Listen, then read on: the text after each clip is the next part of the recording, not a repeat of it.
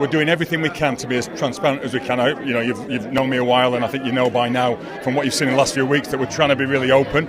So there's some parameters that we have to work within that FIFA set, but we're going to push those. We're going to do everything we can to draw the curtain back. We're going to do some stuff post-game, which has not been done before, fairly soon. And then if we can do stuff in-game, we'll do it. It's quite tough in the stadium to get that narrative out on those more complex situations, but we need to do everything we can to have the stadium audience go along with us, because when you show the rationale for a decision, you might still disagree with it, but if you understand it, you're much more likely to accept it. So we'll see what we can do going forward, post-game, even in-game, with the stadium audience, with the fans in the stadium, with the broadcasters. That's certainly my intention, and hopefully you'll see some developments in the coming weeks.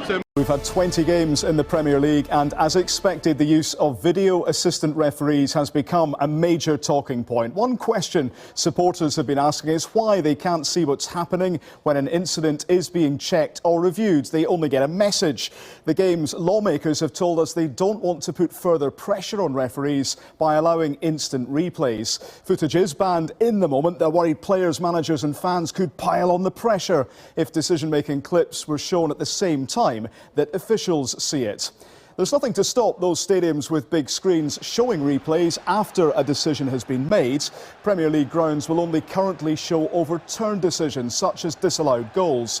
Should they show more? It's understood the Premier League has no immediate plans to show more clips, but they're working with clubs and fan groups to ensure the best experience. Remember, Old Trafford and Anfield don't have big screens. Supporters must rely on a stadium announcer.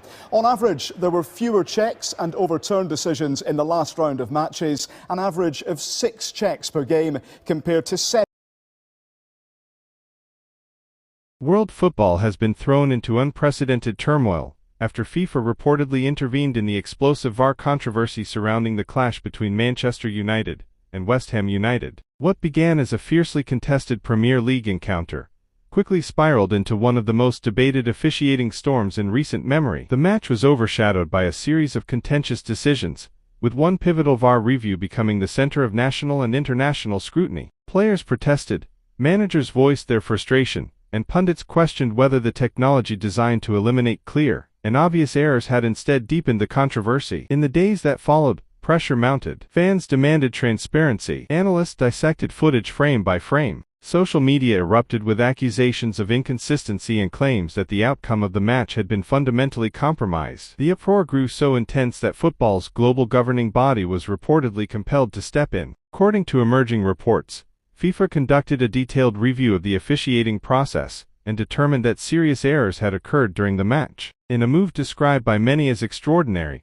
the referee involved was suspended, and Manchester United were reportedly awarded all 3 points from the fixture. If confirmed, the decision would mark one of the rarest interventions in modern football, effectively altering the competitive consequences of a completed match due to officiating mistakes. The implications are enormous. The ruling could directly impact the league standings, influence the title race, and even affect qualification battles further down the table. Supporters of Manchester United have welcomed the decision as overdue justice, arguing that accountability is essential to maintaining the integrity of the sport. Meanwhile, West Ham fans and neutral observers have expressed concern that such action could open the door to post-match appeals becoming a regular feature of top-level football. Beyond the immediate fallout, the controversy reignites broader questions about VAR. Is the system being implemented consistently? Are referees receiving sufficient support and training? And crucially, where should the line be drawn between human error and institutional correction? What is certain is that this incident will be remembered as a defining moment in the ongoing evolution of football officiating. Whether it becomes a catalyst for reform or a cautionary tale about intervention,